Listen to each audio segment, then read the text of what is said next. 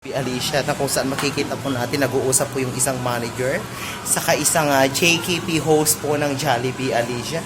Medyo nagtatago po yung ating manager. Madam, konting interview lang po, tatanungin ko lang po bakit wala pong libreng sabaw sa Jollibee. Madam, asan si Madam? Wait lang mga kaibigan, hanapin po natin si Madam. Madam? Ay, medyo nagtatago si Madam. Madam?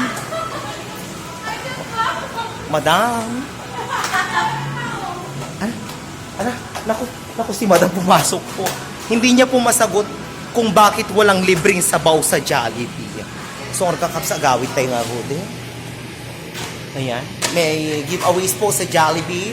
Cushion with floor na may nakalagay po na Rubbermaid Commuter Banes. Ayan, naalis na po tayo. Andito na po tayo sa may gate po ng Jollibee, Alicia. Ayan, palabas na po tayo. Ay, yes. Ay, sorry po.